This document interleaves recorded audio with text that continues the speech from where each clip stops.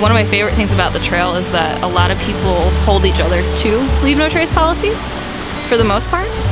I've seen a few people get called out on when they're not following it, which is kind of nice. Most people don't even care. A lot of people who are hiking this trail don't maintain their own trail, and it's terrible. It's kind of an everyday thing. I mean, 24/7 gig.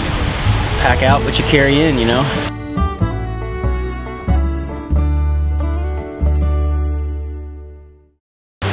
Don't be that guy. Pay attention to what you are bringing out for your trip. Plan ahead and prepare is one of the main principles of Leave No Trace. Put your pack on. If it's too heavy, the worst guy I've seen brought out a cast iron skillet.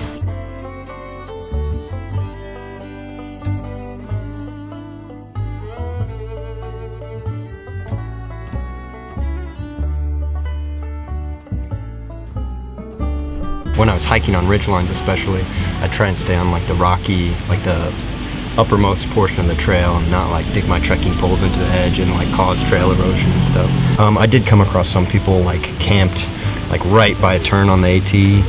Eventually that's going to be harmful if enough people do that at the same location.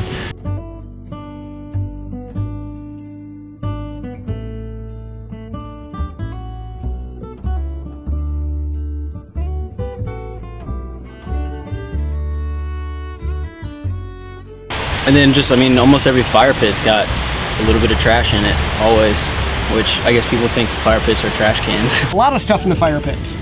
Yeah, there's a lot of trash in the fire pits. I mean, just many fire pits filled with terrible amounts of cans and rat trash, basically. Somebody else was like, dude, who put the beer bottle in the fire? Because that's not gonna burn up, and that's definitely not leave no trace. Which was a little awkward, but I also thought it was really cool because he pulled the guy who put it in there eventually pulled the beer bottle out and packed it out. So the nice thing about the trail is there are privy systems at most places, so a lot of that is confined to the privy areas rather than people kind of forgetting to dig a cat hole and leaving something up on top of the earth. Well, at one shelter, it was pouring out and someone stepped out and stepped in human feces and then walked around the shelter and tracked it everywhere.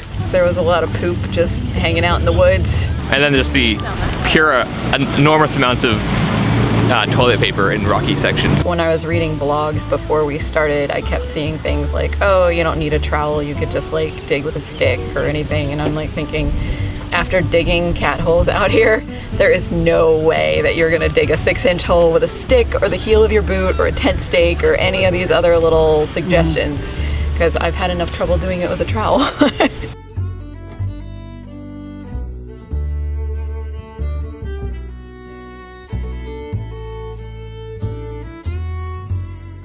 Lately on the trail, we've noticed there's this guy, and he signs rocks and shelters and stumps and like carves into things with his name all the time. And nobody thinks they're cool, to be honest. Everybody was saying, like, where is this idiot? We gotta find him. I've heard that since then he's been contacted about it, and he's doing some trail maintenance to sort of yeah, he got community repent. service, and I think he got fined too, and he's actually apologized. People have chased him and found him on the trail and called him out on it, and he's apologized, and he's going back and fixing it, so that's cool. There was a kid my year who left his name every single place he could think to put it, a bridge, trees, and I mean, nobody liked him. It's just kind of like you've got to leave what you find, you know, the way you found it, so that other people can enjoy it in the same way.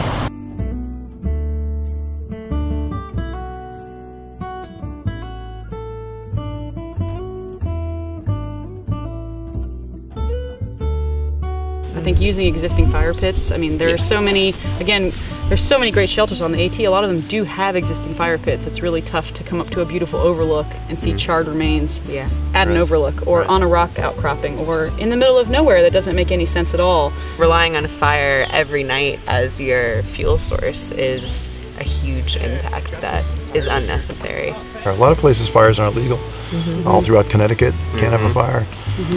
Anywhere near tree line, can't have a fire. The wood doesn't grow fast enough to replace what people would use, so it has an impact on the ecology of the area.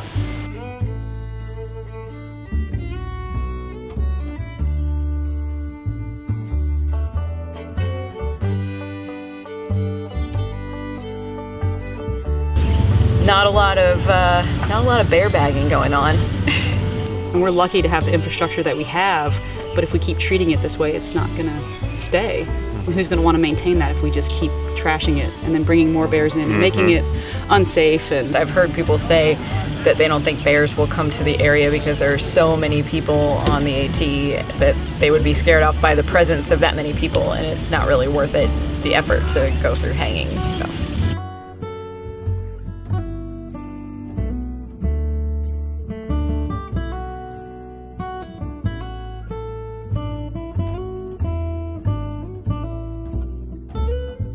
We had one older lady who smoked a lot, and it was raining pretty bad, so instead of going outside the shelter, at least to the overhang, she decided just to smoke inside the shelter. And as best she tried to hide it, just went everywhere and annoyed everyone.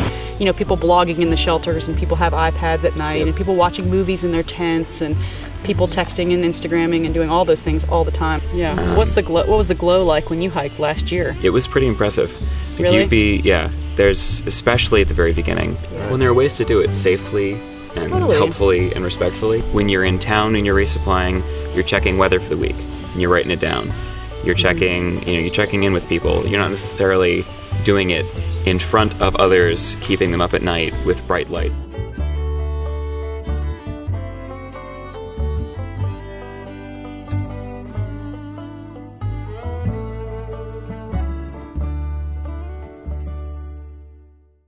Definitely good things are happening with Leave No Trace.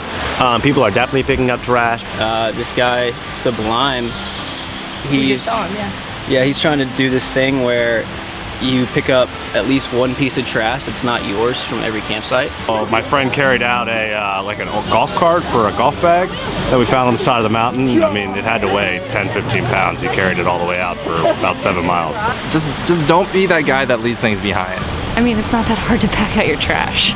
You know, it's not that hard to follow the principles, really.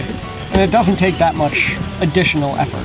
Not only is it good for the environment, especially in wilderness areas, it really allows other people to have that experience that's intended, to feel like you're the only one that's been there, have the solitude. Because there are 2,000 people out there trying to hike this trail, and if 2,000 people leave fire rings or 2,000 people don't bury their waste, it really adds up. I remember it being super important to lead by example as a thru-hiker because you're looked up to by a lot of groups who are not there for very long.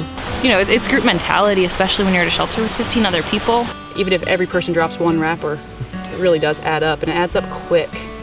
If you see people being lazy with their trash or stuff like that, then you're definitely more likely to do that yourself. If you look up to the thru-hikers and they're doing it perfectly, then you're going to get that solid experience.